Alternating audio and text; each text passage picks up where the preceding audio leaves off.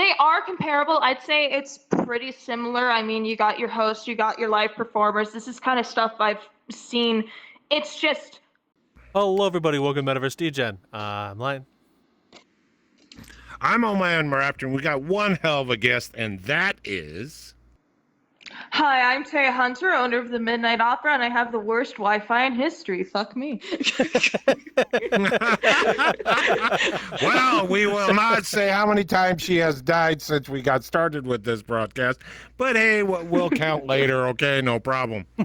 Well, Take a shot every time. Oh, God, I'd be drunk. well, let's use the time we have while you are alive. What got you? What are you known for? What got you started, and what got you into Vrchat? Hi, my name's Taia Hunter. I am known for the mainly the world, but also the Vrchat group, both under the same name of the Midnight Opera. We are a theater group with live performances ranging from acting to dancing to anything that can go on the stage. We pretty much do. I got into Vrchat after watching like those toothbrush guys. Their videos kept popping up, and one of the people but I'm like, oh, it's VR, I can't get into it. But someone said it was on Steam and you could be PC only, and I'm like, oh shit, and now I'm stuck here and I trapped myself. Wow, Makes sense. So, I'll ask this: what kinds of things did you start when you got into Vrchat, and how did you eventually find yourself starting and running the Midnight Opera? Oh, that's a long story. But I essentially started out just kind of hopping around in Black Cats. I was in Deluxe Tavern for a while. Don't go there. It gets worse every time I go there. Don't never go to Deluxe Tavern. But eventually, like a bunch of friends were talking about starting up clubs. And I'm like, it'd be really funny if there was a club, but like it looks like a normal opera house, but you get to the second floor and you see like the chandelier stages, and that's where you'd have like your pole dancers and whatnot. And someone's like, hey, that's a good idea. I'd fund that. Just make it safe for work. I'm like, oh, so a normal theater. I ended up having to cut that person off, but by the time I did, I already had the blueprints, I had the Discord, and now I'm just here out of sheer spite, honestly. Oh, wow. I got one for a line. When you started making the setup, did it take a lot, or did you have any assistance helping you out through the whole shebang? In regards to like the world creation, I did not make the world. It is uploaded to my account because it is my commission. My community actually funded this for me. They helped me pay off the full $700, which of course was the base price. It's probably paid more than that now with all the stuff we added to it over time. But the world is made by a creator known as Rinvo, R-A-N-V-O, and he did all of this from scratch. He just had like my little bit of blueprints, a couple of input, and then he just went wild, and the results really show. It's gorgeous what he's done. It's amazing what his mind can do just because I asked for something and he does it 10 times better than whatever I imagine. In regards to the actual shows and whatnot, that is mainly me. I do all of the planning. I do all of like kind of like the stage set choreography. I decide what I want on the stage. I ask him to do it and he does it. So it's mainly a team effort between me and Rinvo in regards to the world creation, and then my 3 a.m. shower thoughts for whatever I want to do as a show. Okay. So what were some of the first shows in the Midnight Opera like, and how many have you done since then? So the first thing we actually started with would have been bar nights and open mics. Those were the only things I was doing at the time. We didn't really get very many people. I mean, we were just starting out. It only really started picking up around Project Community when I met a performer named Cookie. They liked the world, they liked what I was doing, and so they started bringing all of their performer friends over. And then after that, it's been kind of word of mouth from there. And it's been a year now, and we've had full houses. And a consistent 40 per event now. Wow. Got another one for. Yeah, no doubt. On the setup of making the events that you mentioned, stuff like this, what what does it for, like, say I can't sing no matter what, even the shower screams. What do you do when somebody comes in and asks, hey, what do I do to get up here on this stage? So usually what I do is I offer them to either plan an audition for me or invite them to come to our open mics and perform them. And of course, if they're asking me during the open mic, I of course tell them, hey, get onto the stage, perform, and if you really want me to pay attention, please say jingle, jingle, jingle, because I'm talking to like 50 people at a time, as well, because I'm not only listening to people perform, but I'm also still hosting and making sure everyone's okay. So they have to go through me. I am the final say, and I will either say, I really want you, or I will say no, or potentially, I think you're good, but I think you need to have a little bit more practice first before I have you up on the stage. I try to keep things professional. In regard, when I turn people down, I'm very kind about it. I'm not like, oh my God, you're shit. Like, no, nobody's shit. Everybody's still learning and they can always grow and improve. And the last thing I want to do is discourage them from growing and improving just because I turned them down. Hmm. I got you. Okay. So you mentioned earlier you start off on like bar nights and stuff like that. How has your events changed by having this world and since then? Have they changed a lot? Did they change a little? We actually didn't really start having events until the world was like made enough that we could use the stage. The bars have always been somewhat secondary, but I always use them as like a very easy icebreaker for new people kind of coming in, who are having a little bit of trouble just like socializing. It's also a great icebreaker and whatnot. But the bar nights, we get up to like 20 people every Wednesday now. Originally it was like a 1, 2, or 3. And for a Wednesday night, that's not bad. You don't get a lot of people. But they were mainly just kind of like a starting point of building a community, growing a community, and everyone just kind of getting to know each other. And it still is. We still do them every Wednesday. People come in, they chat, they make friends, and it's pretty much a good time. Hmm. So you run more than just what kind of events do you run, Mask, then? And what did you start doing when you first made the world and got things started? First now. So it's still pretty much the same. We still do the bar nights and the open mics, and those are for more community building because you can't keep having the shows if people don't like your community, if they don't like your people. Like I could be the greatest host ever, but if my staff was a bunch of assholes, they wouldn't want to keep coming back for the show part of it, even if the shows were really good. So we do that for a lot of community building. The other thing we do is a lot of live performances. So we've had singing, we have had dancing. For our much larger shows, we'll have a set of kind of like 10-minute sets per performer, and I'll do a mix of it so people don't get bored and they get something new every time. So like I'll have singer, musician, actor, dancer kind of deal. So it's all mixed up and you don't have 20 things of the same thing at a time. We've had our masquerade ball back in April. We raised $2,000 for the American Heart Association in regards to that, and that will now be a yearly event. We will be doing that once a year now. So that's something we do. And at the end of the day, even though we have live performances where during Fridays I'll bring in a solo performer and they will perform by themselves for an hour with an interview right after, I still try to make sure the community is engaged. So we always have a bartender. I'm always running around making sure people are doing okay. Like, hey, how are you? How'd you find out about us? Is there anything you'd like to see in the future kind of deal?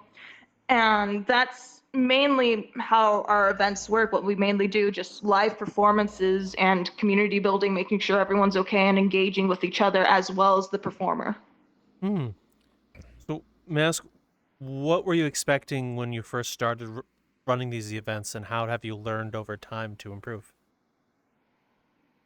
I wasn't expecting anything. I was just kind of doing this out of sheer spite and for the hell of it. It was just fun, something I like to do. I didn't really, and like we were slow, we were staying slow, and it's like it wasn't a big deal to me because everyone who came in had a good time. So I guess my main goal is just making sure everyone's enjoying themselves, having a good time, because that's the whole point, is to entertain, make friends, get to know each other. And I think we've done that. I wasn't expecting to go from 5 people, like 70 in the group, to within a year almost 40 people each larger events, 80 people, full houses for our even bigger events, and just now 16K within the group. I was not expecting that. I wasn't really reaching for anything. I just kind of went with the flow. Okay. So what have been some of your most memorable moments, events within the Midnight Opera? And why have they stuck out to you? Definitely the out-of-pocket shit I hear people say. So we've had a live Wow, that performance. could be an Dave was open here. door. He was he was playing piano, and as we're waiting for the curtains to come up, someone yells, "Man, I can't wait to throw my panties on the stage." Oh, God. Ah, okay. Well, I got one for on the laughter of that one. When you see performers up here and everything else like this, what do you tell them? Well, it's almost a double question. When they're up here performing and everything else like this, what do they tell you as a performer being up here? What do they tell you in perspective of that feeling of being on stage? Honestly, it's been nothing but very positive, which I'm very grateful for. I tend to be a panicked little shit. My staff will tell you they have to pull me aside, slap me, and say, "Get it together, soldier," all the time because I'm a panicked little shit. But despite my panic, despite the fact I can be a little snarky at times, I always tell my performers point blank, "Hey, if I am snarky, I don't mean to. Just tell me. Just tell me right away, I will knock it off. I'm just anxious." And they've never had a problem with it. They've always been very understanding. And every time they say it has been a wonderful experience. I enjoy performing up here. I would love to come again. I love your community. Everyone's so supportive. Your staff has been extremely helpful, and that means a lot to me, because I know at times I'm not always I know at times I can be a little snarky because I'm panicking. Like, I'm not trying to be. I do my best to be polite, but I can't deny that I have my moments of weakness. I'm human. But despite all that, they've always been very understanding. They love coming here. They love performing, and I love watching them perform. I am very honored to have them here every time they come, and I hope they come back, and I'm glad they want to come back, and I'm glad they enjoy just everything in general, whether it's our staff, our audience, the fact they can have their own custom stage sets as well. If you see like the little particles going around here in the video, this is a custom set. This can be part of one of the custom sets. We try, and they always have a very good experience, at least from what I understand. No one's told me they've had anything negative. Okay. Okay. Nice. You were saying earlier Very one of the nice. events you run was a charity for the American Heart Association. How did that start and got running, and what was it like during the event? Well, I wanted a masquerade ball since before the opera was built. Technically, we've been in operation for a year. However, this has been in the works for about half a year before that, because of course we had to get the world built. I had to have a foundation laid out of what I exactly wanted to do. And I always wanted a ballroom event. And I'm like, you know what? Let's do it. I'm going to hit up apparently 14 different groups. I was in collaboration with 14 different groups. So I had Corbell, the Faceless, the Cathedral, a bunch of other people. It was nuts. And I just planned it out. Had a basic design idea for the Opera House. So we actually do have a second version of this world. And we had mermaid tanks. We had wisteria hanging down from the balcony. And we had the entire world catch fire every so often. And we'd blame it on somebody for catching the world on fire. How dare they? And it went really well. For my first charity event, for my first massive event like this, the very first night was a Friday night. 80 people the entire night. It went down to 60 a little bit at one point, but shot right back up to 80. Everyone stuck around. We had live performances throughout the entire night, consisting of musicians, singers, and dancers. We had a host club come in. Shout out to Club Lunaria, thank you for that. To keep people engaged, and their role was, and they were the Fae, you know, so they'd come and they'd try to court you, or they'd throw an anvil at you because how dare you not wear a mask? You just insulted the Fae, and it was a really, really good time. It was nuts. I had to have talked to at least 300 people each night. It was 500. It was 500. It was 5 hours per night. And that second world was around 100 before we started the event, because of course, like checking in on things, testing the world. And then by the end of the event, it was up to like 708 people, 800 visits in the world. So I had to have talked to at least 300 each night. Wow. So Uh, what kinds of performers performed during that, and what were you expecting running it? What was it? How does it compare to the other events you would run normally? Well, one, it's a lot longer. My events tend to be around 2, 3 hours, maybe. This was 5 hours, so this is definitely and it was 2 days long as well. So each day, so 10 hours total, 5 for each day. So that was different. A couple of things I should have done in the first place was actually get the proper QR codes in by the bars. I don't know why I didn't do that in the beginning, but we did it for the second day, and that ended up getting us more donations to the American Heart Association. So next year, I'll definitely have the QR codes ready in the very beginning. The avatar competition went fairly smoothly. I just had to tell, once it was getting towards the end, I had to tell my judges to kind of hurry it up a bit so we can continue on, since that was the last contestant. The performers were wonderful.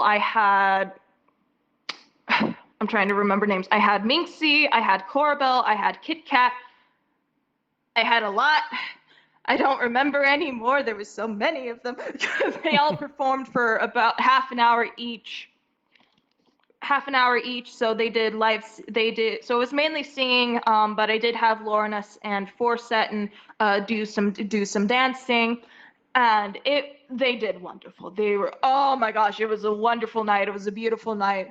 I was panicking in the background, but I had someone, of course, pull me aside and smack me upside the head as usual, as they do. I'm a panicked little mess, but it was a lot. There's definitely a couple things I'll be doing different in regards to how the event is run. But it ran fairly smoothly for my first massive event like that. It was I had a ton of help, a ton of outside help, and I definitely wouldn't have been able to do it without all of the groups who helped me out with that. Nice. So with that event and all the others in mind, what have been some of the hardest things you've done this last year running the Midnight Opera, and how have you overcome those things? Oh shit. Sorry, it's been a year. Sorry, I've been in operation for a year. It all blurs together at this point. That's actually a really hard question because everything's the same to me now. Definitely the routine helps the most so like everything's scheduled out. So our bar nights are every Wednesday, our solo performances and open mics are every other Friday, Saturday, every other instead of every.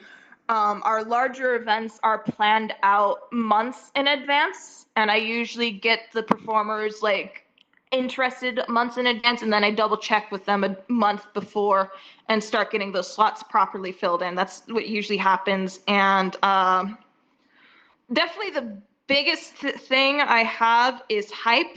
For much larger things, I kind of tend to hype it up. I've learned over time that word of mouth is definitely the best advertisement we have, because I don't pay for any posters in any other worlds. It's all word of mouth, people talking, like people talking to their friends about it, me talking to new people I meet online about it.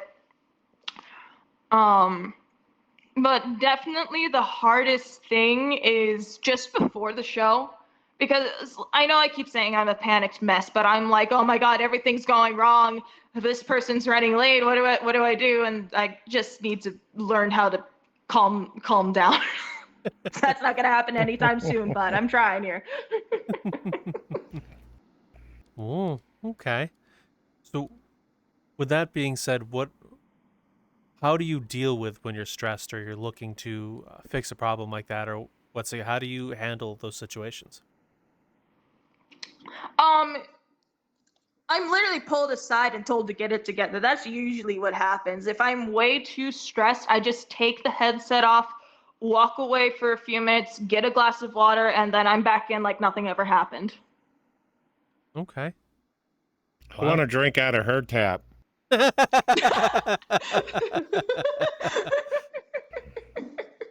Oh.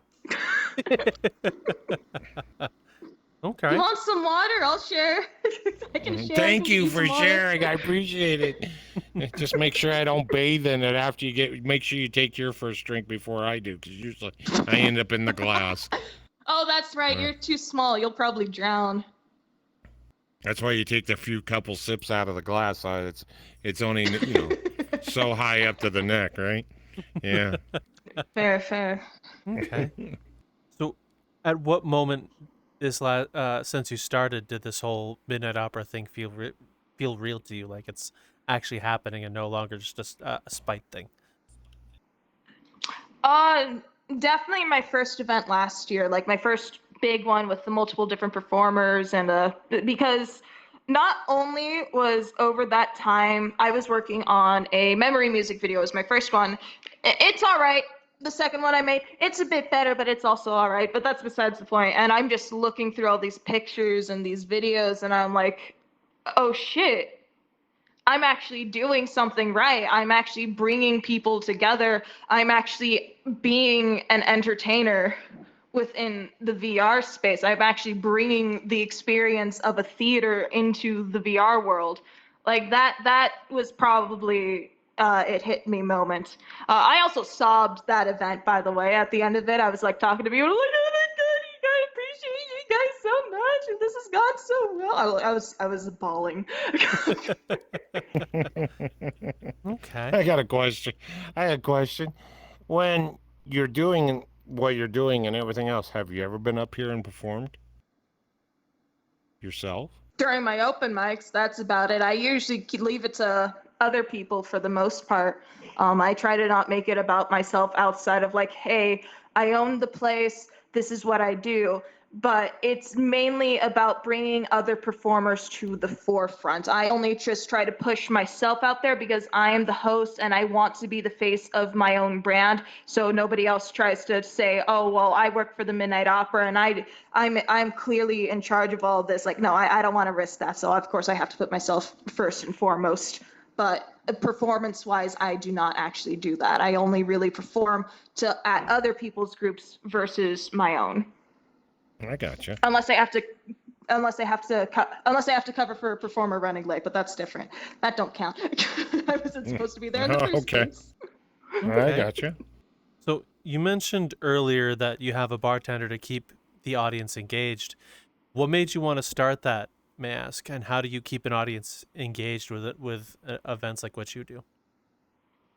I did that because one, people like to talk. Two, it's a very easy icebreaker for a lot of people who are new to this kind of thing, because like they always go, everyone's been to a bar world at some point, like Sunset Bar, Midnight Bar, and usually they run to the bar first as an easy icebreaker versus trying to talk to everybody around them. So that's the main reason why I did it. The secondary reason is because you're not always going to care about the performance up on the stage. You might just want to sit there and relax and just enjoy the vibes, and that's another reason why I did it. So they have something else to turn their attention to when they start not enjoying a certain performance or just getting bored and need to stimulate themselves somehow. So we try to leave our theater seats for the people who just want to watch, and then everything behind the theater seats would be kind of like the more social aspect, like the bar and whatnot. Okay. So what inspired that kind of interactivity in order to keep things flowing right? Did you have an experience in a place like this before? I just always thought of it as kind of like one of those dine and watch places, and I'm like, oh yeah, I just want a bar, and I also wanted a bar because I wanted my own bar without the weird fucky wucky effects every other bar has. I'm like, no, I want to actually enjoy this. Okay. Now, may I ask, what inspired the Midnight Opera? Did you like what gave you the idea for a place like this? I just grew up around theater. My dad actually does a lot of the stuff I do in here on a professional level, so acting, singing, dancing, stage production. So I just kind of already had that love of theater growing up. I mean, I saw Camelot, Les Miserables live when I was younger. And those were always very, very good experiences to me. So I just kind of wanted to bring what I knew and loved into the VR space because that's something I already somewhat knew how to do from secondhand experience. Even though I didn't do any of that stuff directly, I grew up watching my dad do it, and so I have indirect knowledge of what I'm supposed to do. Okay. So, did you ever partake with some of the stuff that your dad did with the theater at all? Did you take any of that knowledge then into the Midnight Opera? I took pretty much all of it actually, because my dad makes a lot of jokes when he's hosting. I make a lot of jokes when I'm hosting. Although that's also to calm my nerves so nobody knows that I'm an anxious wreck. But I do the stage production during the open mics. I do the singing, dancing, acting. Every once in a while, someone will come in wanting to do an improv, and I'll usually offer to do the improv with them.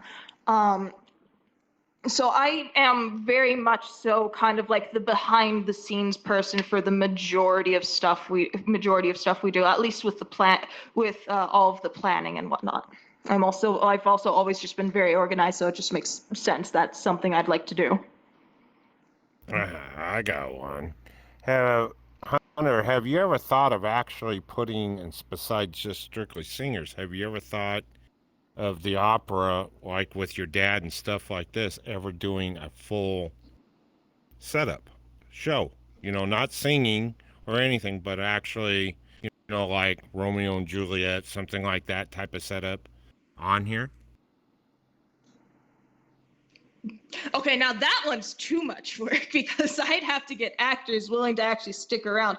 I do not do those. I've thought of that, and I'm like, with all the other stuff I have to plan in advance, I just can't really do anything with a script. However, I am hopefully going to have a live D&D stage show because that's just improv. However, right now it's up in the air because we've been having a little bit of trouble getting the people we need to the practices and whatnot, which is nobody's fault. Everybody has a life, work schedules change, but that's been kind of like the biggest issue is scheduling, getting the practices done. However, I am always willing to sponsor somebody who'd love to use the Opera House for this. I would get them I would talk to Rinvo about getting that person their props and particles if they show that they can pull it off. Like they actually are doing the practices, they have something set up, the lines are memorized kind of deal. So even though I myself won't, I am always willing to sponsor other people to do a full-on production within this world. Okay, gotcha. Alrighty. So since you mentioned before you grew up around the theater because of your dad, how does what you do here compare to what you saw before?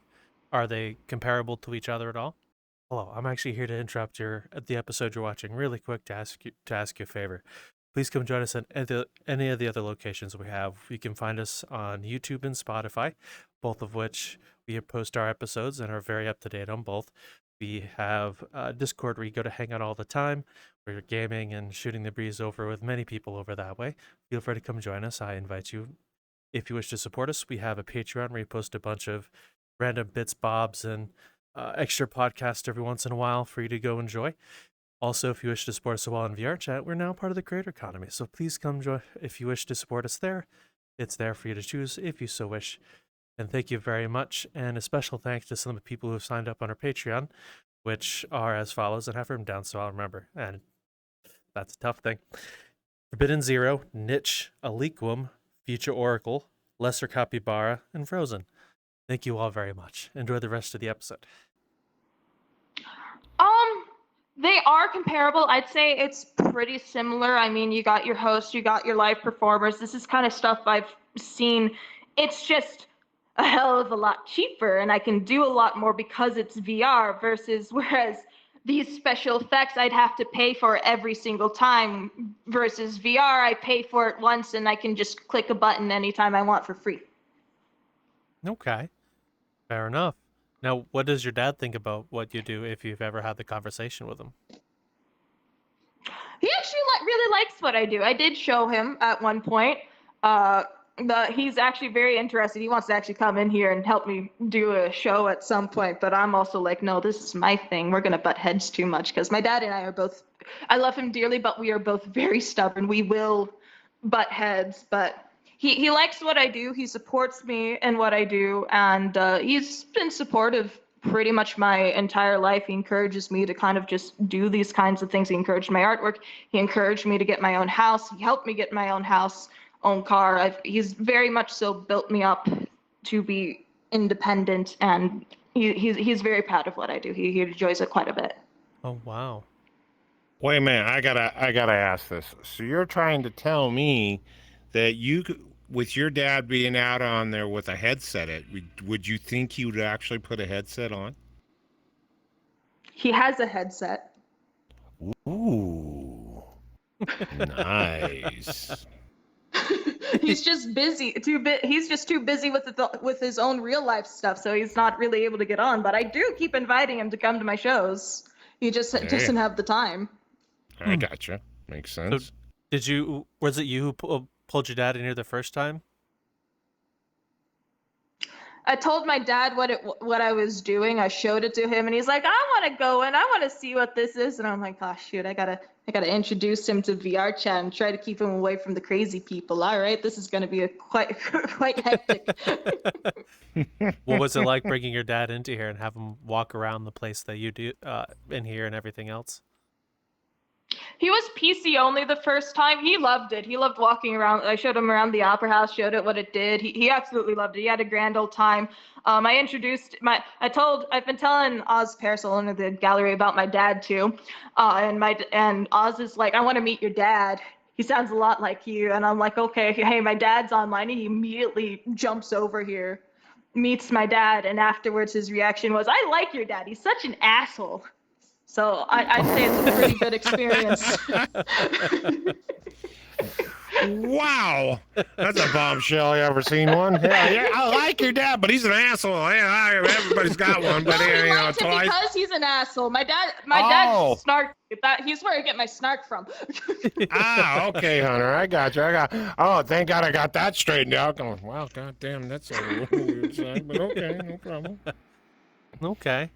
Oh, well, I'm glad your dad had a good time here. May I ask, another question is, what do you plan on doing in the future over the next year? A lot of the same stuff, but I am hoping for a couple of different shows coming up here. For example, I am officially partnered with Argus VRC now, and we are planning to have a live show within their Project Einkrad world at some point because they recently got an amphitheater. And I met Savvy Chap, and he was telling me about it. And I'm like, that's mine. I call dibs. I will have a show here. Your amphitheater, it's mine. So that's basically how that happened. I kind of I'm like, this is mine now. Another thing I really want to do is have I keep getting different versions of the same world just so we don't have too much downloaded in here. But I want to have a second version of this world and have a bunch of like cages in here, and then get a bunch of scare actors, and then have ticketed events. The tickets would be free, but it would be so I can have a more controlled crowd. And I'd bring them in here and introduce them to all these monsters in the cages, and eventually the monsters would break out and kill everyone because that's funny. What made you? What's sprouted that idea? That was actually me waking up at 3 in the morning. I'm like, man, it would be really cool to have a haunted tour. And I'm like, wait, let's do this. Okay. Oh. So, since you started, how many events have you run here in the Midnight Opera? Don't look at me. I don't know. I've lost track. A lot? Shit tons. Shit tons. Yeah, shit tons. Okay. So, also as well, since you've gone this far, what's it like looking back at everything you've accomplished and the Midnight Opera's accomplished since you started? Did you expect the journey you've been on at all? No, I didn't. It's honestly surprising. Like, don't get me wrong, I love that people come here. I'm excited to meet new people, but then I see this crowd of people. I'm like, who are you? Why are in my house? Where did you come from? How did you get here? Because again, I barely do any advertising. It's everybody else talking it up for me.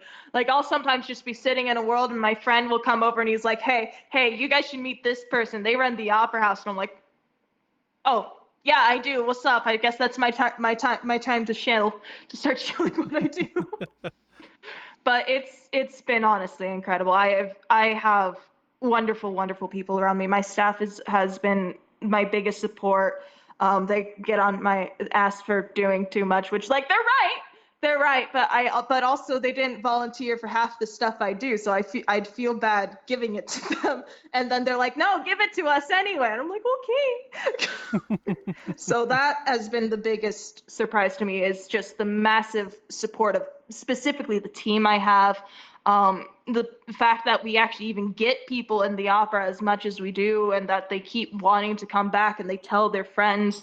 I am now at a point, I wouldn't say I'm like famous or anything. I'm not like some massive group owner or anything, but I am popular enough where I do occasionally go out into the wild and someone recognizes either me, because of course I'm the host, I'm the face of it all. I make my presence very clear, or the group in specific, they're like, oh my god, the Midnight Opera, I really want to go, I don't have the time. Or, hey, I went to the masquerade ball, it was the most wonderful time. And that surprises me, because I'm like, oh man, well, I guess we are big enough to be recognized, but also, why do you know me? Still reeling from it all. It's just surreal. I never thought I'd be here. So, did you ever start off with staff? Or is that something you developed over time? And how have running and planning events changed since you brought on people? I did have a couple staff members. However, those staff members were specifically like 2 or 3 friends of mine, who really liked the idea, and now we have more staff. We still need more staff. I need help. I need security, please. They're being run ragged over here. But it's enough staff that we can manage our smaller events. However, I do still need to outsource quite a bit, so I'll go to other groups being like, hey, I need some help. This is going to be an absolutely massive event, and I don't have the manning for it. But even then, with the staff I do have, they're very efficient. They're on top of what they do. They have a problem, they usually either usually resolve it themselves on the spot, or if they absolutely need to, they will come to me. I have established very early on, hey, I love you guys and I trust you to do your job, trying to not come to me for every little thing. And they've definitely done so. They've been very proactive. They do things the way they do. So, like, it's a small staff. It's not enough for some of the things I do. I do have to outsource, but they are a very passionate, talented group of people, and I could have not. Oh god, I'm fucking tearing up talking about them. Hi guys, I'm crying on camera again. Let's go. But I genuinely could not have asked for better people to help me. So from your end of things, how have things changed since you started pulling people on, may I ask? I'm not facing the right way. I was taking my headset off to wipe my tears so it doesn't get into the headset and burn my eyes even further, and I apparently turned around. What's up? What was the question again? From your side of things, how have things changed since you brought people on? It's just been easier. Things have run smoother. I can kind of just turn my brain off and go, hey, how are you? What you doing? How'd you find out about this place? And then they take care of all of the people causing problems, and I don't have to worry about a thing. That's the biggest change.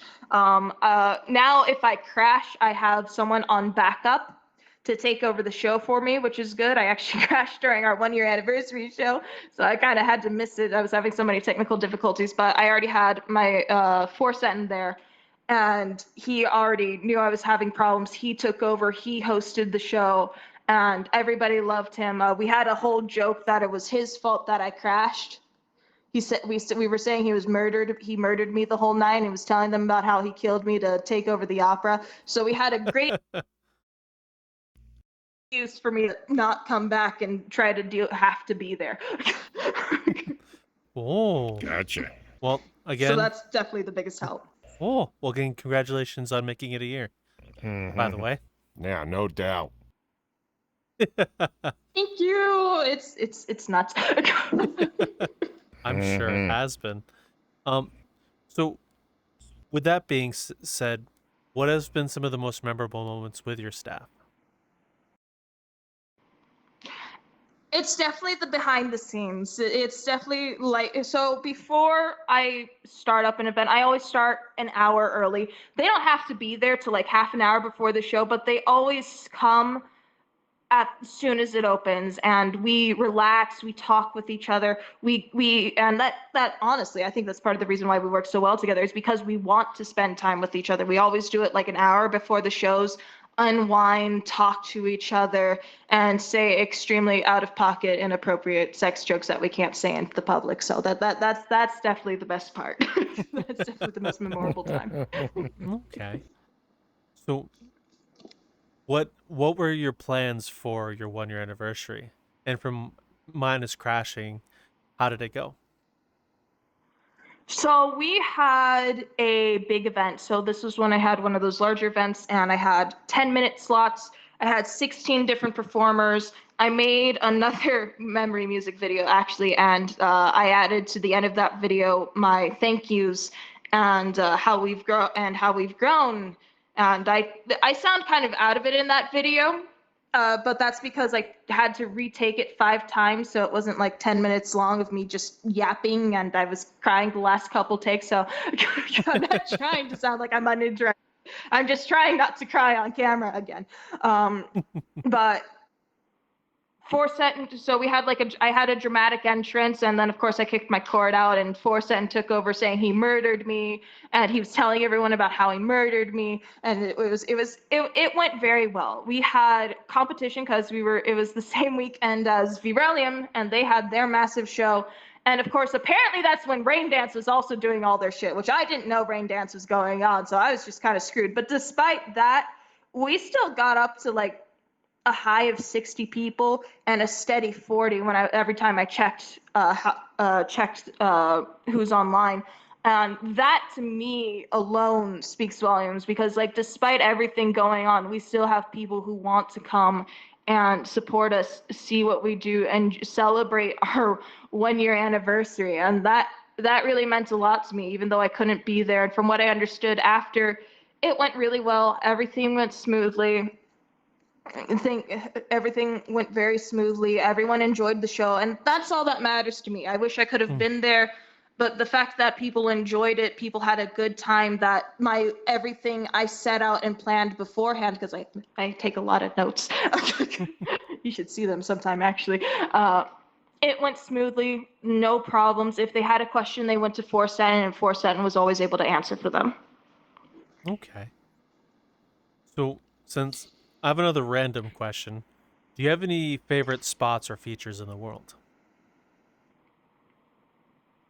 Hold on, I gotta show you my favorite feature of the world. Okay. You know, we lose more guests that way every time that question's asked. Logged in. Huh? Okay, Lion Turtle, I'm gonna need you to help me grab my favorite feature of the world. I'm not logged in, so I can't access it. Ah, okay. Well, folks, while Okay, they're doing go this, into props I'll try and to click entertain Rick you Astley. somehow, some way. But I'm up here, and don't ask me to sing because I sound like a flat tire going down the road. So, sorry on that situation. You know the funny thing, Raptor, is to everyone else, you're going wah wah wah wah wah wah wah, because how you sound is based on where I am, and now it's over there. Wah wah wah wah. Wah, wah, wah, wah. Yeah, yes, ma'am. Ah. No, ma'am. This is obviously sounds like my Charlie favorite Brown. feature. Oh God, Oh. This right here.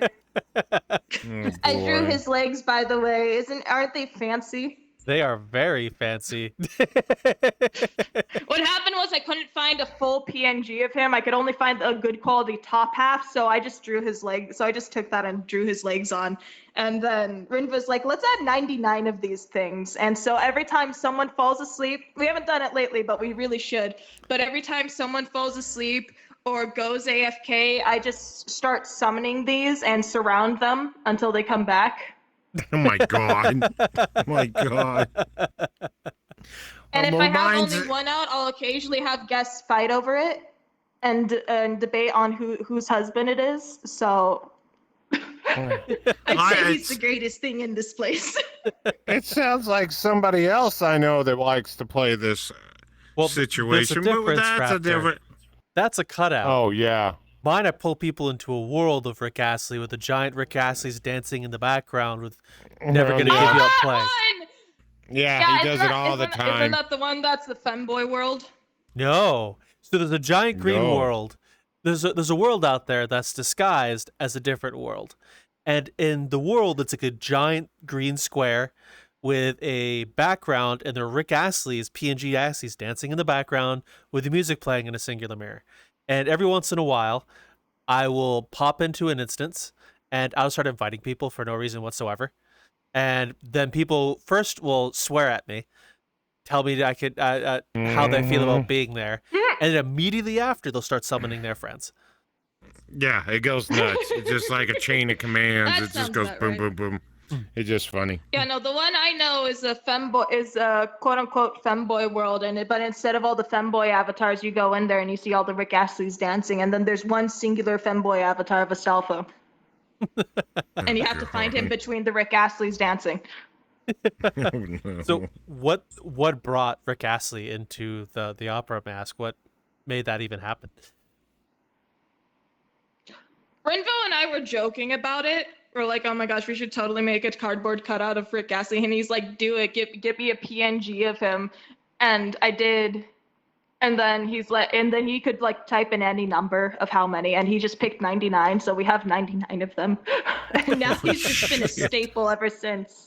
So we have 99 of the big ones, 20 of the mini ones, and now we're in far too deep, and so we keep outdoing the last Rickroll. So for example, for Halloween, all the pumpkins look normal, and then he had to go look to try and find all of the Rick Astley pumpkins because there was only one in each room and they were hidden.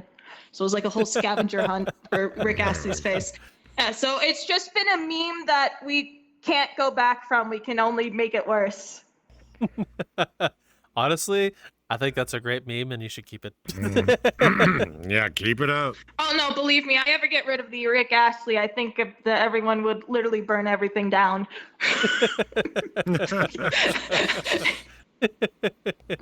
So have you done many events like or events like things like the Rick Astley pumpkins? Any others than like that?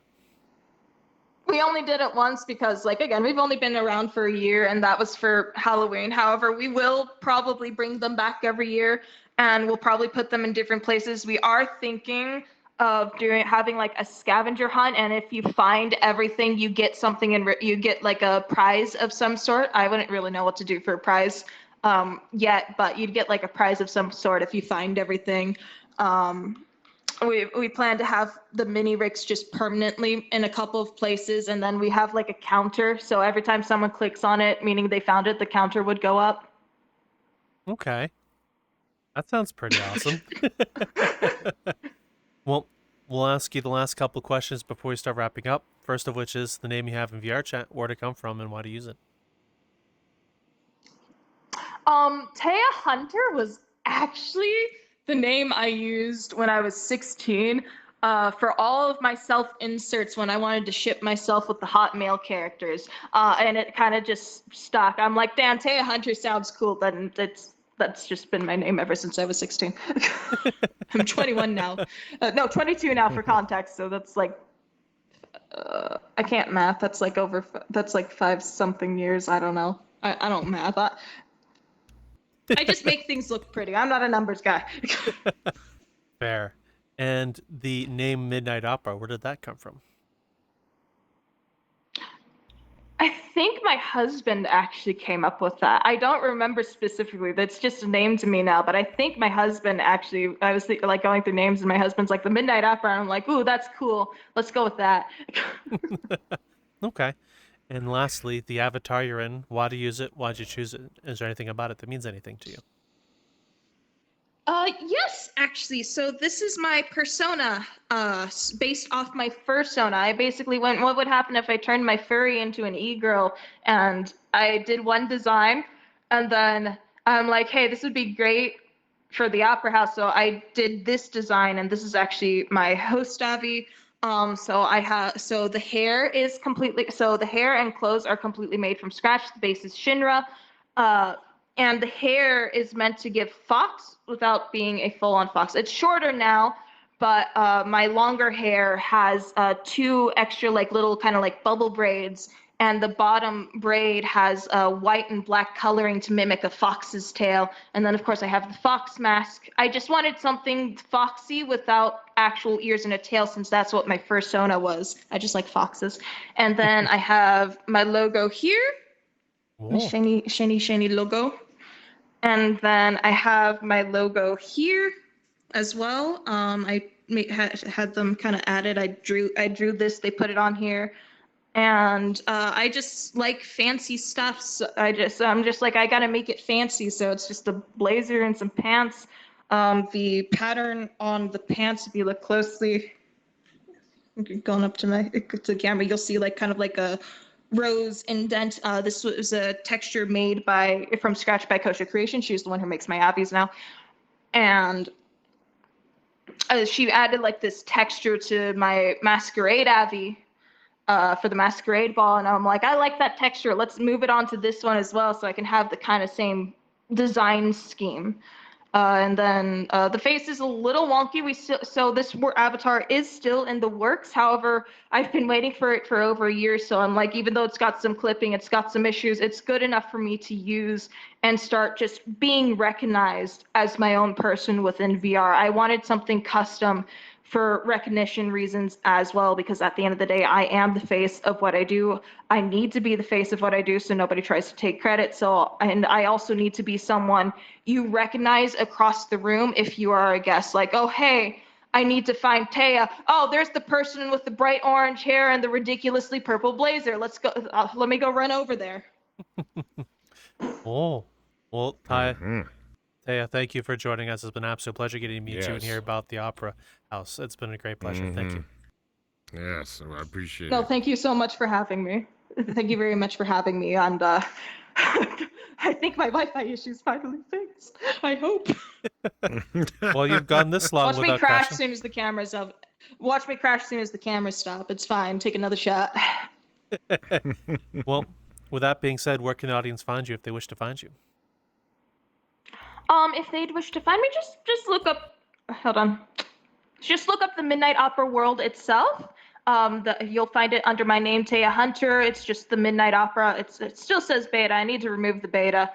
But there's that, and then of course the Midnight Opera group, which is M Opera 1862, I think. Yeah, M Opera 1862, and those are just kind of the places you'll find me. I don't really have social media. I mean, technically, I have a Twitch and a TikTok for the Midnight Opera, although on Twitch it's the Midnight Opera THEE because I fuck shit up, but that's beside the point. But I don't really post on there. I need to post on there, but with everything going on in the background, I just forget. Understandable. We'll make sure I have all of those places for you, the audience, in the description. If you look down in the YouTube video, you can go to show more in the YouTube description. There's a little section we call guest links. You're right there to find. If you're on, no, bad tracker. Yeah, you No, having bad problems there, tracker, buddy. make him disappear. No, don't listen to No, it. he just Don't listen to it. he just Listen to me. no, he turns into a pretzel. That's the funny part. Well- Exactly. Now I want pretzels. And if you're Sorry, I'm hungry. it's okay. If you're on Spotify, it'll be on the Spotify description. Same place, same label. And Raptor, you know the thing. You got it. No matter what, folks, if you're standing on this stage and you have the gall to do what most people can't do because they don't think they can, and you can do it, I'd stand up here and try to get a comedy out of Lion, but all we get is an argument. So you guys would be laughing your asses off on that situation. But hey, come down to the opera. You just never know who you might meet. We'll talk to you later. Actually, Have a good one. can I have Bye. the camera again? Yes. I can add to that. Look, I know Raptor was saying, like, if you can get on the stage, it doesn't matter if you are good, it doesn't matter if you are bad, it doesn't matter if it's my stage or the next. The first step to ever getting out there, no matter how terrible you are, no matter how anxious you are, it's always to step up on the stage. It took me actually quite a bit before I started performing, mainly because my friends harassed me very lovingly. They're like, "You're so good, you should sing." I'm like, "No, I'm terrible, leave me alone." Those are the greatest friends to have. Because the moment you get up on the stage, the first time you do it, it's, oh my God, I fucking did it. And most people in Vrchat, they're not going to come up to you and be like, "Hey, you suck, you're a bitch, get off the stage." No, a lot of from my experience within the music community, everyone is very friendly. They will want you to continue. They will want you to do more. And who knows, you might find somebody willing to teach you how to grow and improve if you're open to it. So never be afraid to get up on that stage. And if you are afraid, do it anyway. Stage fright honestly makes some of the best performers later on. Water. It's only ankle deep, goddammit. No, it's higher than that. It's knee deep in my case. Oh, at least I know one thing's getting cleaned. It's a stream of it all. No peeing in the pool. Oh, it's not a pool. It's just a goddamn fucking setup. I'm just a poor old raptor taking a bath because I can't afford a bathhouse. Yeah, those bastards take gold coins. I don't have gold coins. Hey, feet are wet. Wee, wee, wee, wee, wee. Mom's gonna be pissed. I forgot to take my coat off. She's gonna be pissed. Hey, at least I did the laundry for her. She don't have to worry about it no more.